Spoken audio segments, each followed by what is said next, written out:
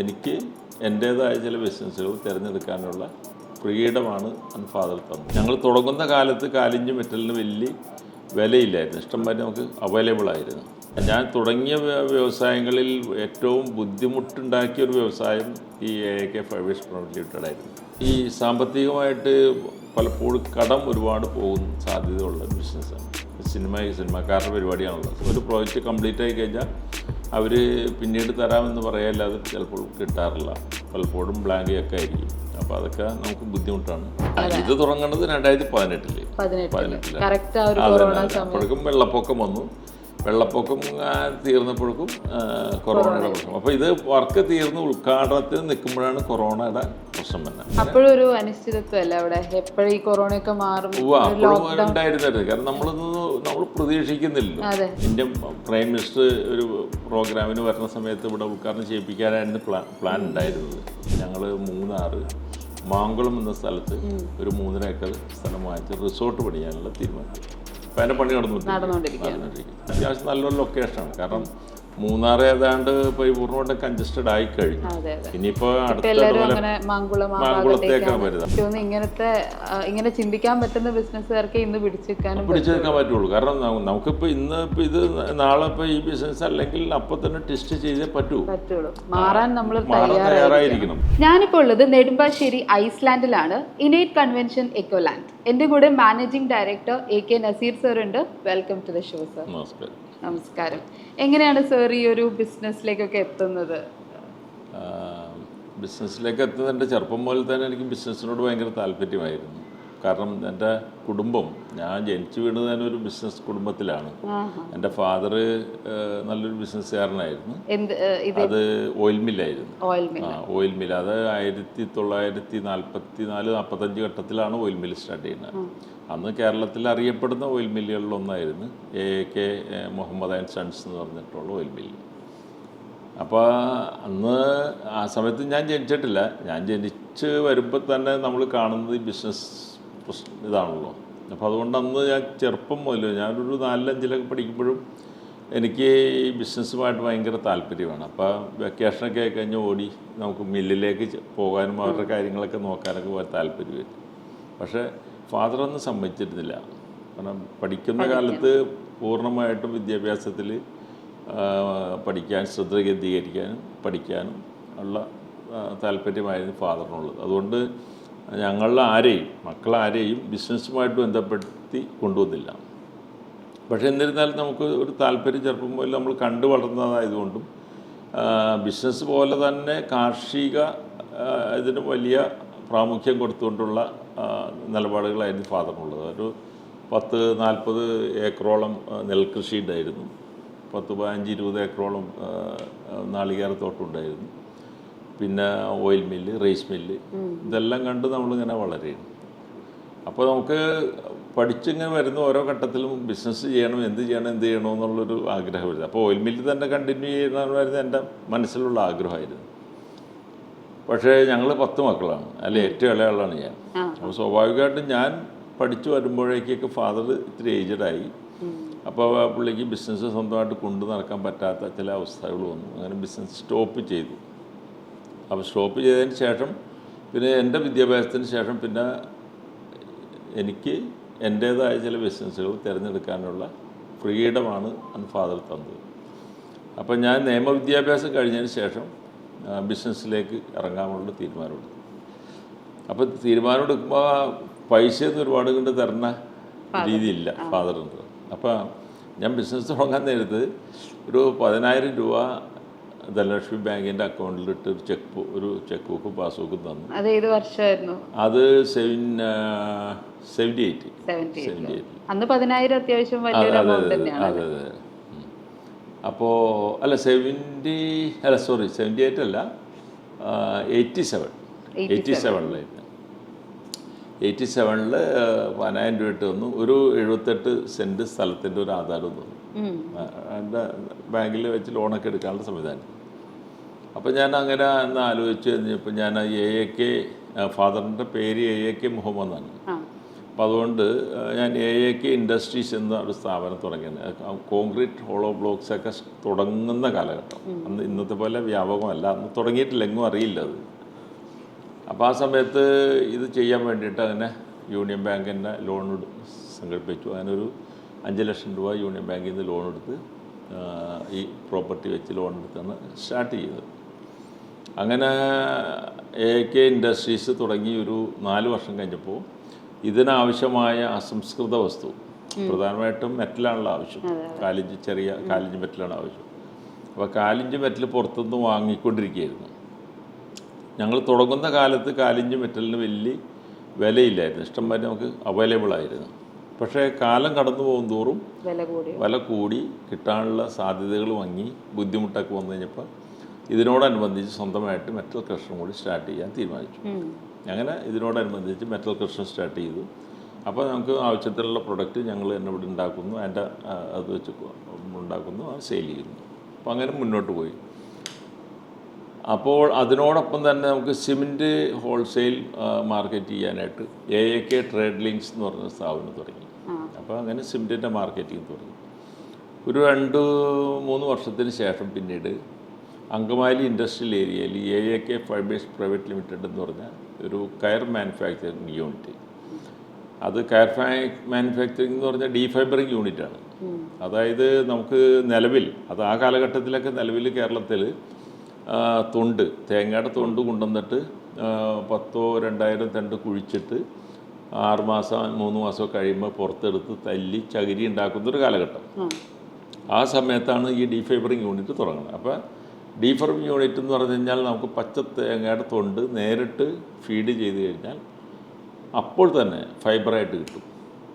അപ്പോൾ ഇൻസ്റ്റൻ്റായിട്ട് ഫൈബറായിട്ട് കിട്ടും. അപ്പോൾ ഇതൊരു മാസങ്ങളോളം ഒന്നും കാത്തിരിക്കണ്ട.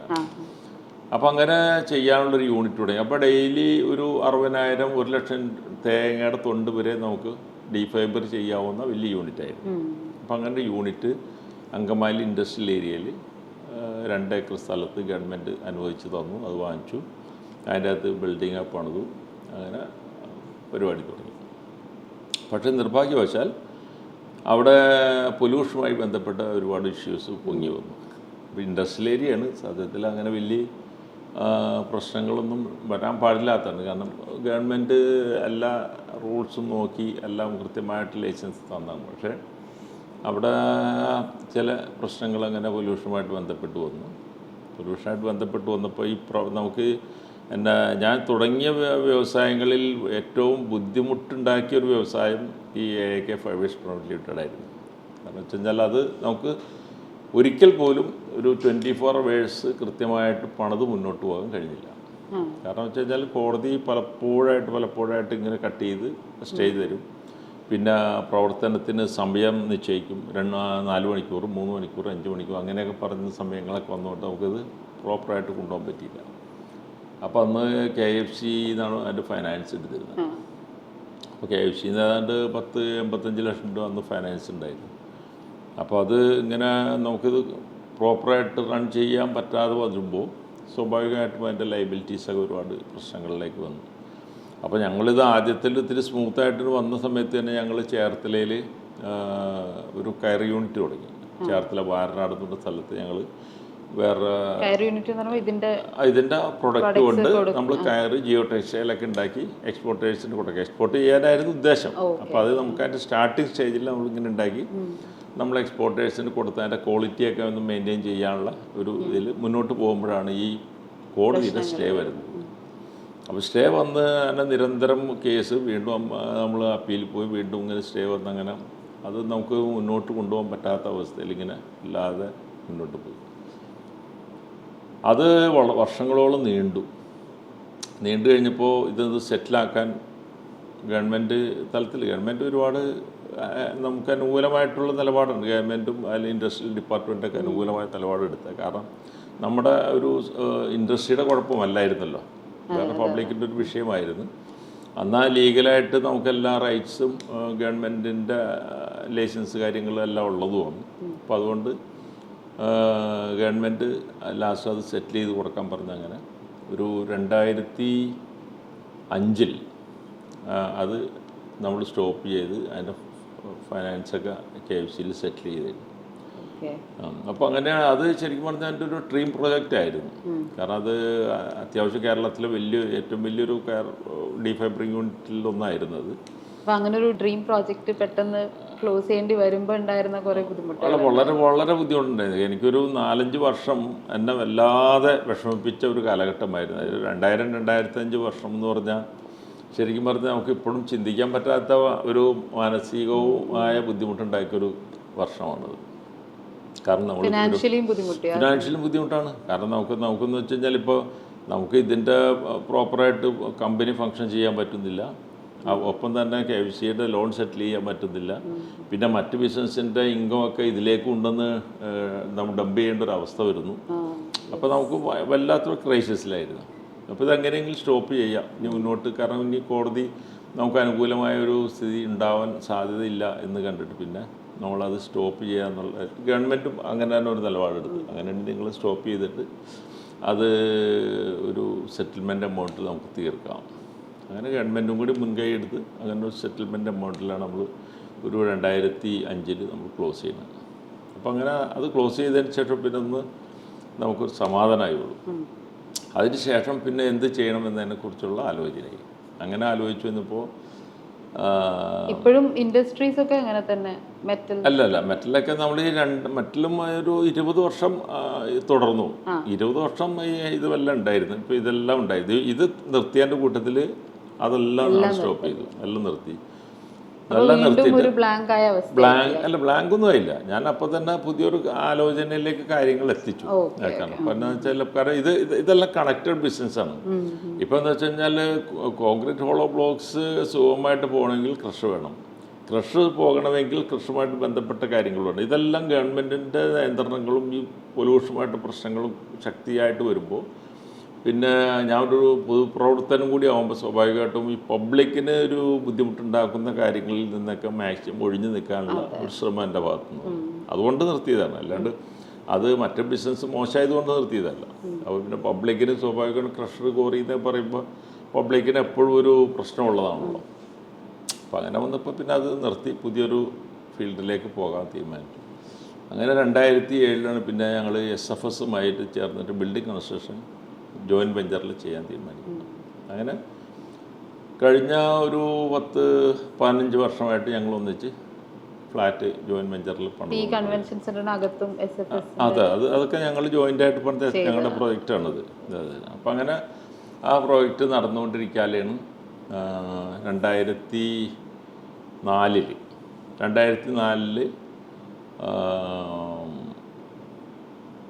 2014 നമ്മൾ ഹോട്ടൽ തുടങ്ങാൻ തീരുമാനിച്ചു. പാലുവിലൊരു ടൗണിൽ തന്നെ ഒരു ഇന്നേറ്റ് എന്ന് പറഞ്ഞ ഒരു ടൂറിസ്റ്റ് ഹോം അത് തുടങ്ങി.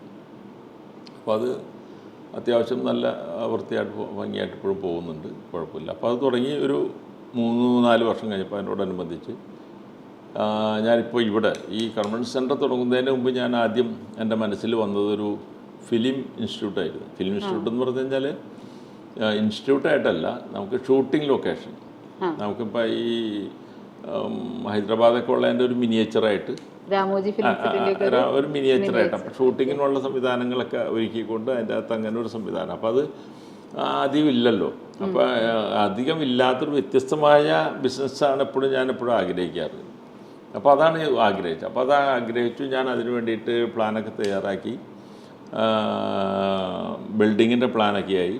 അങ്ങനെ ലാസ്റ്റ് നമുക്ക് അതിൻ്റെ സ്ഥലമൊക്കെ കണ്ട് കുറ്റി വെച്ചു. പക്ഷേ കുറ്റി വെച്ചതിന് ശേഷം എൻ്റെ പല സുഹൃത്തുക്കളുമായിട്ട് പിന്നീട് ഇതിനെപ്പറ്റി ഡിസ്കസ് ചെയ്തപ്പോൾ അവർ പറഞ്ഞ പ്രോജക്റ്റ് നല്ല പ്രോജക്റ്റാണ്, പക്ഷേ അത് ഈ സാമ്പത്തികമായിട്ട് പലപ്പോഴും കടം ഒരുപാട് പോകുന്ന സാധ്യതയുള്ള ബിസിനസ്സാണ്. സിനിമാക്കാരുടെ പരിപാടിയാണല്ലോ. സിനിമാക്കാരുടെ കാര്യങ്ങളിൽ എപ്പോഴും ഫൈനാൻഷ്യൽ ടൈറ്റ് പലപ്പോഴും അവർക്ക് ഉണ്ടാവാറുണ്ട്. അപ്പോൾ കൃത്യമായൊരു പ്രോജക്റ്റ് കംപ്ലീറ്റ് ആയി കഴിഞ്ഞാൽ അവർ പിന്നീട് തരാമെന്ന് പറയാല്ലാതെ ചിലപ്പോൾ കിട്ടാറില്ല. പലപ്പോഴും ബ്ലാങ്കൊക്കെ ആയിരിക്കും. അപ്പോൾ അതൊക്കെ നമുക്ക് ബുദ്ധിമുട്ടാണ്. അതുകൊണ്ട് മാറി ചിന്തിക്കുന്നതായിരിക്കും നല്ലത് എന്നൊരു ഉപദേശം. അപ്പോൾ അതിനെക്കുറിച്ച് അന്വേഷിച്ചപ്പോൾ ശരിയായിട്ട് തോന്നി. അങ്ങനെ തോന്നിയപ്പോൾ ഞാനത് അന്നൊരു കൺവെൻഷൻ സെൻറ്റർ എന്ന രീതിയിലേക്ക് മാറ്റി ചിന്തിച്ചു. ഇതായിരുന്നു ആ ഒരു ഇതാണ് ആ സ്ഥാപനം, ഇതാണ് ആ പ്രോജക്റ്റ്. അങ്ങനെ പിന്നെ ഒരു നല്ലൊരു കൺവെൻഷൻ സെൻറ്റർ. ആ കൺവെൻഷൻ സെൻറ്റർ ആകുമ്പോഴും നമ്മൾ പല കൺവെൻഷൻ സെൻറ്ററുകളിലും പല പരിപാടികൾക്ക് പോകണ്ടല്ലോ. അപ്പോൾ പോകുമ്പോൾ ഒരാൾക്ക് അവിടെ വരുമ്പോൾ കിട്ടേണ്ട സൗകര്യം എന്തൊക്കെയാണ് എന്നതിനെക്കുറിച്ച് എൻ്റേതായ ഒരു ബോധ്യം മനസ്സിലല്ലേ. എനിക്ക് അത് എന്തൊക്കെ ഒരാൾ വരുമ്പോൾ ഒരു ബുദ്ധിമുട്ടുണ്ടാവരുത്. അപ്പോൾ അതിന് മാക്സിമം നമുക്ക് ചെയ്തു കൊടുക്കാവുന്നത് എന്തൊക്കെ വേണം എന്നതിനെക്കുറിച്ച് ആലോചിച്ച് പിന്നെ ഞാൻ പൊതുവേ എനിക്ക് ഈ മരങ്ങളും എക്കോ ഫ്രണ്ട്ലി അറ്റ്മോസ്ഫിയർ ഭയങ്കര ഇഷ്ടമുള്ള ഒരാളാണ്. കാരണം എനിക്ക് മരങ്ങൾ മുറിച്ച് കളയാൻ ഇഷ്ടമല്ല, വെച്ച് പിടിപ്പിക്കാൻ താല്പര്യം. അപ്പോൾ അതുകൊണ്ട് അങ്ങനെ ഒരു എക്കോ ഫ്രണ്ട്ലി അറ്റ്മോസ്ഫിയറിൽ ഒരു കൺവെൻഷൻ സെൻറ്റർ വേണം. അപ്പോൾ AC ഹാളിൽ നിന്ന് പുറത്തിറങ്ങിയാലും ആ ഒരു കൂളിംഗ് എഫക്റ്റ് അവർക്ക് കിട്ടണം എന്നുള്ള ഒരു കൺസെപ്റ്റിലാണ് ഒരു എക്കോ ഫ്രണ്ട്ലി അറ്റ്മോസ്ഫിയറിൽ ചെയ്യാമെന്ന് വിചാരിച്ചാൽ. അപ്പോൾ ഇത് ഒരു 5 ഏക്കേഴ്സിൽ ഇത് ജാതിത്തോട്ട് വരുന്നു. അപ്പോൾ ഇത് പല തട്ടുകളിലായിട്ട് ഭൂമി കിടക്കുകയായിരുന്നല്ലോ. അപ്പോൾ പിന്നെ അതെല്ലാം ആദ്യം തന്നെ ലെവൽ ചെയ്തു. ലെവൽ ചെയ്യാന്ന് പറഞ്ഞപ്പോൾ നമുക്ക് ഫ്ലാറ്റിൻ്റെ വർക്ക് നടക്കുന്നതുകൊണ്ട് അതിൻ്റെ മണ്ണ് ഡിഗ്ഗി മണ്ണൊക്കെ ഉണ്ട്. അപ്പോൾ അതൊക്കെ വെച്ചിട്ട് അത്യാവശ്യം നല്ല വൃത്തിയായിട്ടൊക്കെ ലെവൽ ചെയ്തു ഒറ്റ പ്ലോട്ടാക്കി ഡിസൈൻ ചെയ്തു. ബിൽഡിങ്ങിൻ്റെ കൺസ്ട്രക്ഷൻ വർക്ക് തുടങ്ങി. അങ്ങനെ ആ വർക്ക് പൂർത്തീകരിച്ചു. തീരുന്നത് കൊറോണ കാലഘട്ടത്തിൻ്റെ സ്റ്റാർട്ടിങ്ങിൽ. അവിടെ ചോദിക്കാനിരുന്ന ഒരു ചോദ്യമായിരുന്നു. 2014 തുടങ്ങി അല്ല, 2014 തുടങ്ങിയത് ഹോട്ടൽ തുടങ്ങി. ഇത് തുടങ്ങുന്നത് 2018. അപ്പോഴേക്കും വെള്ളപ്പൊക്കം വന്നു. വെള്ളപ്പൊക്കം തീർന്നപ്പോഴേക്കും കൊറോണയുടെ പ്രശ്നം. അപ്പോൾ ഇത് വർക്ക് തീർന്ന് ഉദ്ഘാടനത്തിന് നിൽക്കുമ്പോഴാണ് കൊറോണയുടെ പ്രശ്നം തന്നെ. പിന്നെ ആ സമയമായിട്ട് പിന്നെ സ്റ്റാർട്ട് ചെയ്യേണ്ട എന്ന് തീരുമാനിച്ചു. പിന്നെ അതങ്ങനെ ഓപ്പൺ ചെയ്തില്ല. നമ്മൾ മെയിൻ്റെനൻസ് ക്ലീനിങ് കാര്യങ്ങളൊക്കെ പ്രോപ്പറായിട്ട് അങ്ങനെ കൊണ്ടു നടന്നു. അപ്പോഴൊരു അനിശ്ചിതത്വമല്ല അവിടെ, എപ്പോഴും ഈ കൊറോണയൊക്കെ മാറും ഉണ്ടായിരുന്നത്. കാരണം നമ്മൾ പ്രതീക്ഷിക്കുന്നില്ലല്ലോ. നമ്മളൊന്നും പ്രതീക്ഷിക്കാത്ത ചില സംഭവങ്ങളിൽ നമ്മൾക്കിപ്പോൾ 2021 അല്ലെങ്കിൽ 20 18 മുതൽ പല പല പ്രശ്നങ്ങളാണ് നമുക്ക് വന്നുകൊണ്ടിരിക്കുന്നത്. വെള്ളപ്പൊക്കത്തിന് ശേഷം കേരളത്തിലെ ബിസിനസ് രംഗങ്ങൾ മൊത്തത്തിൽ വളരെ മോശമായ ഒരവസ്ഥയാണ്. അപ്പോൾ ഒന്നുകിൽ വെള്ളപ്പൊക്കത്തിൻ്റെ ഭീഷണി, അതിനുശേഷം കൊറോണയ്ക്ക് ശേഷം പിന്നീട് വ്യവസായങ്ങൾ പിക്കപ്പ് ചെയ്യാൻ പലപ്പോഴും പലർക്കും ബുദ്ധിമുട്ടുണ്ടാവുകയാണ്. മനസ്സിലായില്ല. അപ്പോൾ ഇതിപ്പോൾ ഞങ്ങൾ ടൂറിസ്റ്റ് മേഖലയായതുകൊണ്ടും ഇതുമായിട്ട് സാധാരണ ബിസിനസ്സിൽ നിന്ന് വ്യത്യസ്തമായതുകൊണ്ടൊക്കെയാണ് കുറച്ചെങ്കിലും നമുക്കൊക്കെ പിടിച്ചു വെക്കാൻ പറ്റുന്നത്. അപ്പോൾ കൊറോണയുടെ ഒരു വിഷയം വന്നു കഴിഞ്ഞപ്പോൾ പിന്നെ അതിന് നമ്മൾ അതിജീവിച്ചു. കാരണം അത് ഏതാണ്ട് 1.5 വർഷത്തോളം നമുക്ക് ശരിക്കും അങ്ങനെ മുന്നോട്ട് കൊണ്ടിരുന്നു. പക്ഷെ അത് ഏകദേശം പൂർണ്ണമായിട്ടും മാറി തുടങ്ങുമ്പോൾ പിന്നെ സ്റ്റാർട്ട് ചെയ്തോളൂ. പിന്നെ ചെറിയ ഉദ്ഘാടനം നടന്നില്ല എന്നുള്ളതാണ്. ഉദ്ഘാടനം നടത്താനായിട്ട് ഞാൻ തീരുമാനിച്ചത് മറ്റേ ഇന്ത്യൻ പ്രൈം മിനിസ്റ്റർ ഒരു പ്രോഗ്രാമിന് വരുന്ന സമയത്ത് ഇവിടെ ഉദ്ഘാടനം ചെയ്യിപ്പിക്കാനായിരുന്നു പ്ലാൻ ഉണ്ടായിരുന്നത്. പക്ഷേ അപ്പോഴേക്കും ചില സാങ്കേതിക പ്രശ്നങ്ങളും സംഘടനാപരമായ വിഷയങ്ങളൊക്കെ വന്നപ്പോൾ അതങ്ങോട്ട് മാറിപ്പോയി. പിന്നീട് അതിൻ്റെ ഉദ്ഘാടനം വെച്ചില്ല. അപ്പോൾ പിന്നെ ഉദ്ഘാടനം ഇല്ലാതെ തന്നെ ഫങ്ഷൻ സ്റ്റാർട്ട് ചെയ്തു. പിന്നീട് ഉദ്ഘാടനം വേണ്ടെന്ന് തീരുമാനിച്ചു. പിന്നെ ഫങ്ഷൻ സ്റ്റാർട്ട് ചെയ്തതിന് ശേഷം പിന്നീട് ഇപ്പോൾ ഒരു 3 വർഷം ആവണുള്ളൂ തുടങ്ങിയിട്ട്. ഇപ്പോൾ ആളുകൾ അറിഞ്ഞു വരുന്നു. നന്നായിട്ട് ബിസിനസ്സൊക്കെ ആളുകളിലേക്ക് എത്തിക്കാൻ വേണ്ടിയിട്ടുള്ള മാർക്കറ്റിംഗ് സംവിധാനമൊക്കെ ഉണ്ട്. ആളുകളിൽ എത്തിക്കാനുള്ള മാർക്കറ്റ് സംവിധാനമുണ്ട്. പിന്നെ നമ്മൾ സാധാരണ ഒരു ഹാളുകൾ എന്ന് പറഞ്ഞാൽ മിക്കവാറും ഈ വെഡ്ഡിങ് പർപ്പസിന് മാത്രം ഉദ്ദേശിച്ചുകൊണ്ടുള്ള പരിപാടിയാണ്. അപ്പം ഞാനത് അതിന് വ്യത്യാസമായിട്ട് വെഡ്ഡിങ് മാത്രമല്ല, നമുക്ക് അതുകൂടാതെ തന്നെ ഈ ഇൻ്റർനാഷണൽ കോൺഫറൻസുകൾ അല്ലെങ്കിൽ ബിസിനസ് കോർപ്പറേറ്റുകളുടെ ആനുവൽ AGMകൾ അല്ലെങ്കിൽ ഈ സിനിമ കാരണം എന്തെങ്കിലും പ്രോഗ്രാംസ്, ഔട്ട്ഡോർ യൂണിറ്റിന് ചെയ്യാൻ പറ്റുന്ന ഗാർഡൻ ഏരിയ, അങ്ങനെ വ്യത്യസ്തമായ തരത്തിൽ നമ്മൾ ഇതിൽ അറേഞ്ച് ചെയ്തിട്ടുണ്ട്. അപ്പോൾ അങ്ങനെ ഏത് തരത്തിലുള്ള ഒരു ഗെറ്റ് ടുഗദർ വന്നാലും നമുക്കതിനെ അഫോർഡ് ചെയ്യാവുന്ന രീതിയിൽ മുന്നോട്ട് പോകുന്നു. അപ്പം അങ്ങനെ അത്യാവശ്യം നല്ല രീതിയിൽ കാര്യങ്ങൾ വെച്ച് അങ്ങനെ മുന്നോട്ട് പോയിക്കൊണ്ടിരിക്കുന്നു. അതിനുശേഷം ഇതിനോടൊപ്പം തന്നെ ഞങ്ങളിപ്പോൾ ഈ ഞങ്ങളുടെ ലോ കോളേജ് പഴയ ബാച്ചിൻ്റെയൊക്കെ ഗെറ്റ് ടുഗദറൊക്കെ വരും. അപ്പോൾ ഗെറ്റ് ടുഗദർ ഇങ്ങനെ കൂടിക്കൊണ്ട് ഇപ്പോൾ ഞങ്ങൾക്ക് 3-4 പേര് കൂടിയിട്ട് നമുക്ക് എന്തെങ്കിലും പുതിയ പ്രോജക്റ്റ് സ്റ്റാർട്ട് ചെയ്യണം എന്നവർ പറയുന്നുണ്ട്. അപ്പോൾ അങ്ങനെ ഞങ്ങളങ്ങനെ എൻ്റെ കൂടെ ഞങ്ങൾ വേറെ ഒരു 4 പേരും കൂടി ഞങ്ങൾ മൂന്നാർ മാങ്കുളം എന്ന സ്ഥലത്ത് ഒരു 3.5 ഏക്കർ സ്ഥലം വാങ്ങിച്ച് റിസോർട്ട് പണിയാനുള്ള തീരുമാനം. അപ്പം അതിൻ്റെ പണി നടന്നുകൊണ്ടിരിക്കും. അപ്പോൾ അത് മിക്കവാറും ജനുവരി ഫെബ്രുവരിയോടെ അത് ആൾമോസ്റ്റ് തീരുമെന്ന് പ്രതീക്ഷിക്കുന്നു. അപ്പോൾ അത് തീർന്നു കഴിഞ്ഞാൽ അത്യാവശ്യം നല്ലൊരു ലൊക്കേഷനാണ്. കാരണം മൂന്നാർ ഏതാണ്ട് പരിപൂർണ്ണമായിട്ട് കൺജസ്റ്റഡ് ആയി കഴിഞ്ഞു. ഇനിയിപ്പോൾ അടുത്ത മാങ്കുളത്തേക്കാണ് വരുന്നത്. അപ്പോൾ മാങ്കുളം എന്ന് പറഞ്ഞു കഴിഞ്ഞാൽ അതിൻ്റെ പ്രത്യേകത എന്താണെന്ന് വെച്ച് കഴിഞ്ഞാൽ ഞങ്ങളുടെ ഈ സ്ഥലത്തിൻ്റെ ഏകദേശം ഒരു 2-3 കിലോമീറ്ററിൽ വളരെ വലിയ ഡെവലപ്മെൻറ്റ് വന്നുകൊണ്ടിരിക്കുകയാണ്. ഒന്ന് അവിടെ മാങ്കുളം ഡാം വരുന്നുണ്ട്, പിന്നെ അതേപോലെ തന്നെ ഒരു ഇലക്ട്രിക്കൽ പ്രോജക്റ്റ് വരുന്നുണ്ട്, ടണലൊക്കെ ഉണ്ടാക്കിയിട്ട് വലിയ പ്രോജക്റ്റ്, നല്ല 2 വലിയ പ്രോജക്റ്റുകളാണ്. പിന്നെ അതുപോലെ തന്നെ കേന്ദ്ര സർക്കാരിൻ്റെ പദ്ധതിയിൽ ഉൾപ്പെടുന്ന പുതിയ ഹൈവേ വന്ന് നിൽക്കുന്നത് ഞങ്ങളുടെ പ്രോജക്റ്റിൻ്റെ ഫ്രണ്ടിലാണ്. അപ്പോൾ പലതുകൊണ്ടും ഒരു വികസന സാധ്യത മുന്നിൽ കണ്ടിട്ട് ഞങ്ങളവിടെ കുറച്ച് റിസോർട്ടും ബാക്കിയൊക്കെ കൃഷി, ഏലം, മറ്റു കാര്യങ്ങൾ, ഏലം, കുരുമുളക്, അങ്ങനെയുള്ള കാര്യങ്ങളൊക്കെ കൃഷിയാക്കിയായിട്ട് അങ്ങനെ ഒരു പുതിയ സംവിധാനം കൂടി എൻ്റെ കൂട്ടം ചെയ്യും. ഇപ്പം ഇങ്ങനെ ഹോട്ടലിൽ നിന്ന് തുടങ്ങി കൺവെൻഷൻ സെന്ററിലെത്തി ഇപ്പോൾ റിസോർട്ട് എന്ന് പറയുമ്പോൾ ഈ ഹോട്ടൽ ബിസിനസ് ഒക്കെ എന്തെങ്കിലും മൈൻഡിൽ ഉണ്ടായിരുന്നോ? അത് ആ ഒരു ഫ്ലോയ്ക്കിനൊപ്പം അത് അങ്ങനെ മൈൻഡിൽ ഉണ്ടായില്ല. നമ്മളങ്ങനെ ഒരു ഹോട്ടൽ ചെയ്യണമെന്നോ അല്ലെ ഇന്ന് ചെയ്യണമെന്ന് മുൻകൂട്ടി നമ്മളൊന്നും ധരിച്ചിട്ടില്ല. ഇതൊക്കെ എന്ന് പറഞ്ഞു കഴിഞ്ഞാൽ ഓരോ കാലഘട്ടത്തിൽ നമ്മളിങ്ങനെ വന്നു കൂടുന്ന കാര്യങ്ങളാണ്, വരുന്ന കാര്യങ്ങളാണ്. അപ്പോൾ അത് എങ്ങനെ വരണം എന്നതിനെ കുറിച്ച് നമുക്ക് പറയാൻ പറ്റില്ലായിരുന്നു. അപ്പോൾ നമ്മൾ ചില സമയത്ത് വരുമ്പോൾ നമ്മൾ ഒന്നാമത്തെ ഇപ്പോഴത്തെ ബിസിനസ് എന്ന് പറഞ്ഞു കഴിഞ്ഞാൽ പഴയ കാലത്തെ ബിസിനസ് പോലെ അല്ല. പണ്ടിപ്പോൾ കാരണന്മാരൊരു ബിസിനസ് തുടങ്ങിയാൽ അതിൻ്റെ കണ്ടിന്യൂഷൻ ആയിട്ട് അത് തന്നെ തുടർന്ന് പോരാവുന്ന ബിസിനസ്സുകളായിരുന്നു. പക്ഷെ ഇന്നതല്ല. ഇന്ന് മാർക്കറ്റിൽ എന്താണോ ആവശ്യം അത് ഉൽപ്പാദിപ്പിക്കുക, അത് വിതരണം ചെയ്യുക, അത് വിറ്റ് കാശാക്കുക. നാളെ ചിലപ്പോൾ ഈ ഉൽപ്പന്നം ആർക്കും വേണ്ട, പുതിയ ഉൽപ്പന്നം ഉണ്ടാക്കി എല്ലാം മാറും. അപ്പം ഇന്നത്തെ പഴയ ബിസിനസ് സ്ട്രാറ്റജിയൊക്കെ മാറിയിട്ട് ഇന്നൊരു പുതിയ ജനറേഷൻ പുതിയ രീതിയിൽ പുതിയ വ്യൂവിലാണ് പോകുന്നത്. അപ്പോൾ നമുക്ക് മുൻകൂട്ടി ഞാൻ ഇന്ന ചെയ്യും, ഇന്ന രീതിയിൽ പോകുമെന്ന് ഒരിക്കലും തീരുമാനിക്കാൻ കഴിയില്ല. അപ്പോൾ നാളെ ഇന്ന് മാർക്കറ്റിൽ കൊള്ളാവുന്ന രീതിയിൽ പോകാവുന്ന ബിസിനസ് എന്ന് തോന്നുന്ന ബിസിനസ് ചെയ്യുക. എനിക്ക് തോന്നുന്നു ഇങ്ങനെ ചിന്തിക്കാൻ പറ്റുന്ന ബിസിനസ്സുകാർക്ക് ഇന്ന് പിടിച്ചെടുക്കാൻ പറ്റുള്ളൂ. കാരണം നമുക്കിപ്പോൾ ഇത് നാളെ ഈ ബിസിനസ് അല്ലെങ്കിൽ അപ്പോൾ തന്നെ ടെസ്റ്റ് ചെയ്തേ പറ്റുള്ളൂ. മാറാൻ തയ്യാറായിരിക്കണം. മാറാൻ തയ്യാറായിരുന്നാലേ ബിസിനസ് ചെയ്യാൻ പറ്റുള്ളൂ. അല്ല സ്ഥിരമായിട്ട് ഒരു ബിസിനസ്സും കണ്ടിന്യൂസ് ആയിട്ട് കൊണ്ടുപോകാൻ പറ്റില്ല. അങ്ങനത്തെ ഒരു ബിസിനസ് സിറ്റുവേഷനാണ് വേൾഡ് മുഴുവൻ. ഇപ്പോൾ നമ്മുടെ കേരളത്തിലും ഇന്ത്യയിലെ മാത്രമല്ല, വേൾഡ് മുഴുവൻ അങ്ങനെയാണ്. മാർക്കറ്റിൽ ആവശ്യമുള്ള സാധനം ഉൽപ്പാദിപ്പിക്കുക, അത് വിൽക്കുക, അതിൻ്റെ ലാഭം എടുക്കുക, അത്രേ ഉള്ളൂ. ഈ കൊറോണയ്ക്ക് ശേഷം വന്നിട്ടുള്ള മാറ്റങ്ങൾ എന്തൊക്കെയാണ് ഫീൽ ചെയ്യുന്നത്? ഈ ഒരു കൺവെൻഷൻ സെന്റർ ഒക്കെ സ്റ്റാർട്ട് ചെയ്തപ്പോൾ പ്രോഗ്രാംസ് ഒക്കെ വരുന്ന സമയത്ത് ഒരു കൊറോണ ഉണ്ടായത് കൊണ്ട് എന്തൊക്കെ മാറ്റങ്ങളാണ് ഇവിടെ? കൊറോണ ഉണ്ടായതുകൊണ്ട് വലിയ നഷ്ടങ്ങളാണ് ഞങ്ങൾക്ക് എല്ലാവർക്കും. എന്നെപ്പോലെ എല്ലാ വ്യവസായികൾക്കും വലിയ നഷ്ടങ്ങളാണ് ഉണ്ടായിട്ടുള്ളൂ. കാരണം വെച്ച് കഴിഞ്ഞാൽ 2 വർഷത്തോളമൊക്കെ ഒരു ഹോട്ടൽ ഒരു സ്റ്റാഫിനെ നമ്മൾ പറഞ്ഞു വിട്ടില്ല. എല്ലാ സ്റ്റാഫിനെയും അവിടെ നിലനിർത്തിക്കൊണ്ട് തന്നെ നമ്മൾ സാലറി കൊടുത്ത് കൊണ്ടുപോവുകയായിരുന്നു. പക്ഷേ അത് നമുക്ക് സത്യമായി വലിയൊരു ലോസാണത്. കാരണം നമുക്ക് വീണ്ടും ആ കൊറോണയ്ക്ക് മുമ്പുള്ള സ്റ്റേജിലേക്ക് നമ്മുടെ ഹോട്ടൽ ബിസിനസ്സിനെ കൊണ്ടുവരാൻ ഇപ്പോഴും അത് പൂർണ്ണമായിട്ട് ആയിട്ടില്ല എന്നുള്ളതാണ്.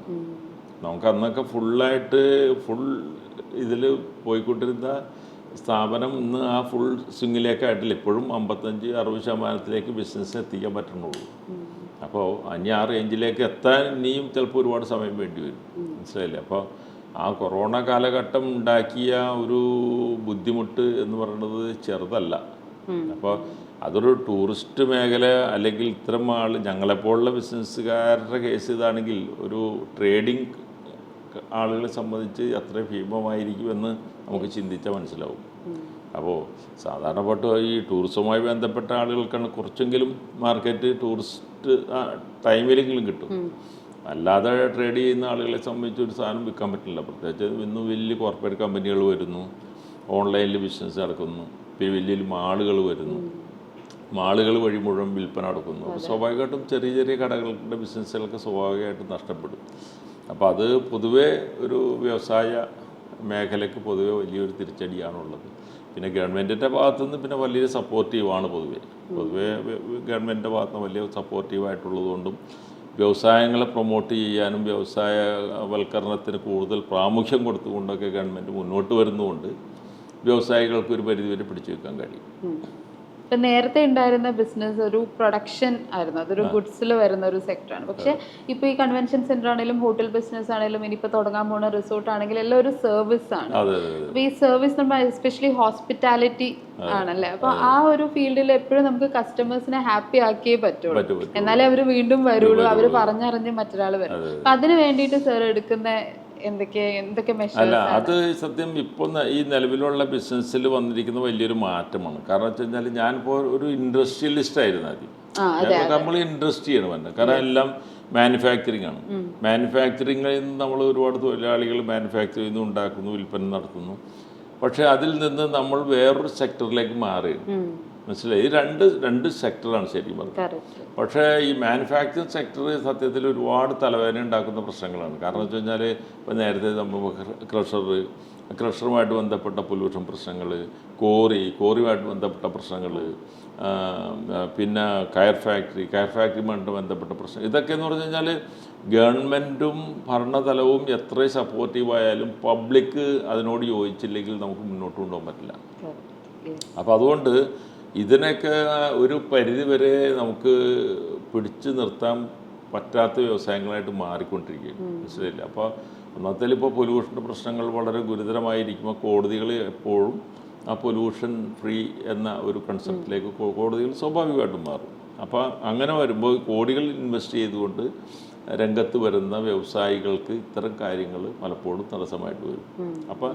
അപ്പോൾ ഈ AAK ഫൈബേഴ്സ് പ്രൈവറ്റ് ലിമിറ്റഡ് എന്ന കയർ ഫാക്ടറിയുടെ വിഷയത്തിൽ അത് നേരിട്ട് നമുക്ക് അനുഭവിക്കേണ്ടി വരുന്നതുകൊണ്ട് ഇൻഡസ്ട്രിയൽ സെക്ടറിൽ നിന്ന് പൂർണ്ണമായിട്ടും പിൻവാങ്ങാൻ തീരുമാനിച്ചു. അതുകൊണ്ടാണ് പുതിയൊരു മേഖല തന്നെ തിരഞ്ഞെടുത്തതുകൊണ്ടാണ്. ഇതെന്ന് പറഞ്ഞു കഴിഞ്ഞാൽ വേറൊരു മേഖലയാണ്.